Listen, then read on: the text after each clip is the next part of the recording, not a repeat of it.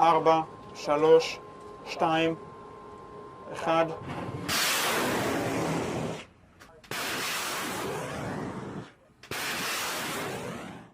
Pada 27 November 2024, pemberontak menyerang sejumlah kota besar di Suriah. Serangan para pemberontak terjadi hanya dalam hitungan jam setelah gencatan senjata Israel dengan Hizbullah di Lebanon. Gencatan senjata itu nyatanya tak membuat Israel diam dan tiba-tiba mengalihkan militer IDF untuk menggempur Suriah. Serangan besar-besaran pun dilakukan Israel sesaat rezim Presiden Suriah Bashar al-Assad pada Minggu 8 Desember ditumbangkan oleh pemberontak. Setelah membombardir Gaza dan Lebanon, Israel punya tujuan apa lagi? Inilah sudut internasional, sudut pandang gejolak dunia yang berdampak pada kita. Pemerintahan Presiden Suriah Bashar al-Assad resmi berakhir usai pemberontak merebut ibu kota Damaskus pada Minggu 8 Desember hingga membuat al-Assad melarikan diri ke Rusia. Penggulingan al-Assad ini dipimpin oleh Hayat Tahrir al-Sham atau HTS, kelompok milisi terkuat di Suriah yang telah menentang rezim al-Assad, terutama sejak perang sipil berkecamuk di Suriah pada 2011. Kelompok ini menjadi sumbu utama dalam kebangkitan faksi-faksi di Suriah hingga berhasil menggulingkan Presiden al-Assad yang telah memimpin negara itu sejak tahun 2000. Menurut sejumlah pihak, aksi HTS menggulingkan al-Assad memiliki kaitan erat dengan gerak-gerik Israel Amerika Serikat selama ini. Pasalnya tak lama setelah al-Assad digulingkan, militer Israel tiba-tiba melancarkan operasi ke wilayah perbatasan Suriah dan ternyata merebut zona penyangga di dataran tinggi Golan. Lantas apa tujuan sebenarnya Israel menyerang Suriah usai jatuhnya kekuasaan al-Assad? Militer Suriah pada Selasa 10 Desember mengatakan Angkatan Udara Israel telah melakukan 480 serangan selama 2 hari terakhir dan menargetkan sebagian besar situs-situs militer. Dari 480 serangan itu, sekitar 350 berupa serangan pesawat berawak yang menargetkan lapangan udara, baterai anti pesawat, rudal, drone, jet tempur, tank, serta lokasi produksi senjata di Damaskus, Homs, Tertus, Latakia, dan Palmyra. Berdasarkan keterangan militer Israel alias IDF, mereka juga membombardir 2 fasilitas angkatan laut Suriah tempat 15 kapal berlabuh. Israel mengklaim bahwa mereka sedang mencoba untuk menghentikan senjata agar tidak jatuh ke tangan ekstremis. Ekstremis yang mereka maksud ialah sejumlah pemberontak yang menjatuhkan Presiden Suriah Bashar al-Assad seperti Hayat Tahrir al-Sham atau HTS. Perdana Menteri Israel Benjamin Netanyahu sebelumnya juga memerintahkan IDF untuk merebut kendali atas zona penyangga di perbatasan Israel-Suriah, termasuk dataran tinggi Golan. Dataran tinggi Golan didirikan berdasarkan perjanjian gencatan senjata tahun 1974 antara Israel dan Suriah. Israel merebut sebagian wilayah dataran tinggi Golan dalam perang 6 hari pada tahun 1967. Suriah berusaha merebut kembali pada tahun 1973 namun gagal. Israel menguasai sekitar 2/3 dataran tinggi Golan dengan zona penyangga yang dikelola PBB membentang di area sempit seluas 400 km persegi atau 154 mil persegi. Sisanya dikuasai oleh Suriah. Kini setelah tumbangnya kepemimpinan al-Assad, Israel gerak cepat mengerahkan militernya untuk menguasai zona penyangga dataran tinggi Golan. Perdana Menteri Israel Benjamin Netanyahu mengatakan pada Senin 9 Desember bahwa dataran tinggi Golan yang diduduki oleh Israel selama hampir 60 tahun akan selamanya menjadi bagian dari Israel. Komentarnya muncul di saat kritik terus meningkat setelah Israel mengambil alih zona penyangga di perbatasannya dengan Suriah. Berbicara dalam konferensi pers di Yerusalem, Netanyahu berterima kasih kepada Presiden Amerika Serikat terpilih Donald Trump karena mengakui aneksasi Israel pada tahun 1981 atas wilayah tersebut dalam masa jabatan pertamanya dan mengatakan Golan akan menjadi bagian dari negara Israel selamanya. Meski Israel sempat bersuka cita atas runtuhnya dinasti Assad, tetapi mereka juga khawatir akan apa yang bisa terjadi di Suriah. Sebab Suriah kini dikuasai oleh kelompok-kelompok Islam radikal. Hayat Tahrir al-Sham atau HTS, kelompok yang mempelopori pemberontakan dan diyakini akan memainkan peran utama dalam masa depan politik Suriah. HTS adalah kelompok yang pada tahun 2017 sempat menyatakan permusuhan terhadap Israel dan menyerukan dukungan untuk Hamas.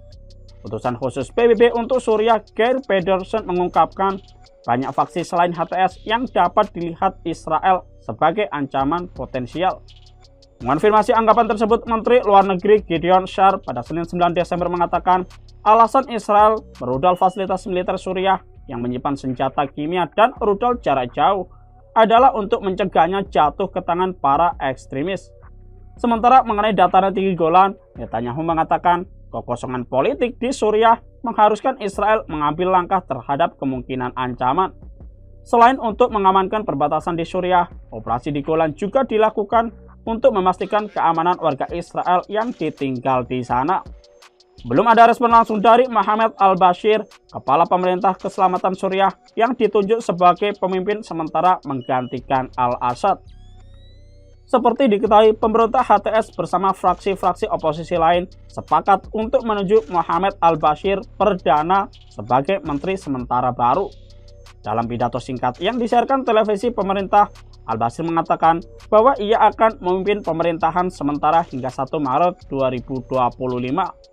Selama masa jabatan itu, al-Bashir akan menghadapi tantangan untuk menavigasi fase transisi Suriah, mengatasi ketidakstabilan politik dan rekonstruksi daerah-daerah yang sebelumnya berada di bawah kendali HTS.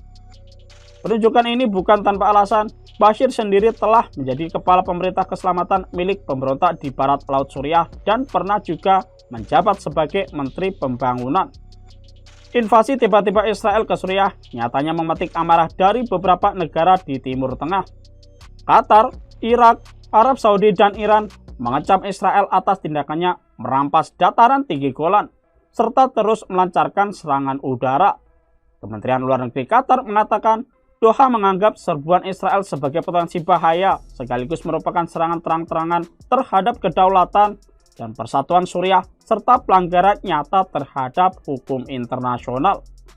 Sementara Kementerian Luar Negeri Arab Saudi menyerukan sekaligus menekankan bahwa dataran tinggi Golan adalah wilayah Arab yang diduduki.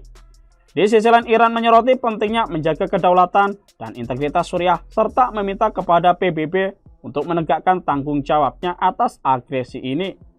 Iran sebagai salah satu negara di Timur Tengah dengan kekuatan militer paling kuat menuding perang saudara di Suriah saat ini merupakan propaganda Amerika Serikat dan Israel.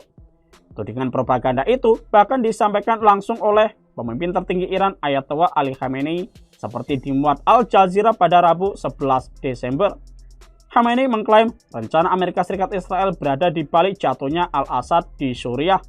Dalam komentar pertamanya sejak jatuhnya Bashar al-Assad, Ali Khamenei mengatakan Teheran memiliki bukti bahwa apa yang terjadi di Suriah adalah hasil rencana bersama Amerika Serikat dan rezim Zionis.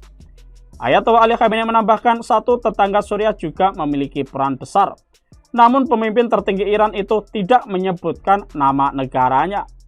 Dilansir dari Arab News, negara yang dimaksud tampaknya merujuk pada Turki yang telah mendukung pemberontak anti-Assad. Penggulingan Bashar al-Assad secara luas dipandang sebagai pasukan besar bagi aliansi politik dan militer poros perlawanan yang dipimpin Iran yang menentang pengaruh Israel dan Amerika Serikat di Timur Tengah.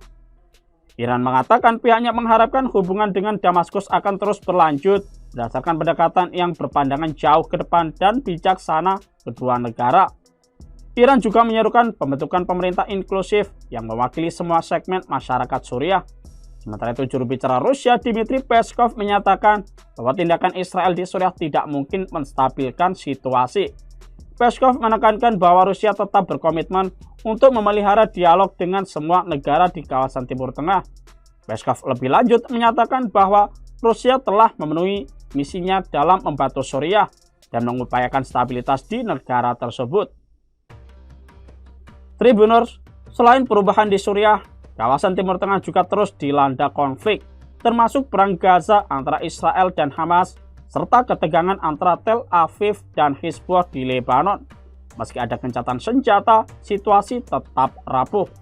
Langkah Amerika Serikat dengan sekutu setianya Israel dan Rusia di Timur Tengah mencerminkan perubahan strategi besar dalam menghadapi situasi regional yang kian kompleks setelah kejatuhan rezim Assad. Pada 27 November 2024, pemberontak menyerang sejumlah kota besar di Suriah. Serangan para pemberontak terjadi hanya dalam hitungan jam setelah gencatan senjata Israel dengan Hizbullah di Lebanon. Gencatan senjata itu nyatanya tak membuat Israel diam dan tiba-tiba mengalihkan militer IDF untuk menggempur Suriah.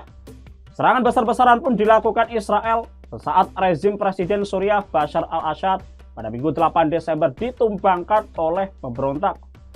Setelah memborbardir Gaza dan Lebanon, Israel punya tujuan apa lagi? Inilah Sudut Internasional, sudut pandang gejolak dunia yang berdampak pada kita. Download Tribun X sekarang, menghadirkan lokal menjadi Indonesia.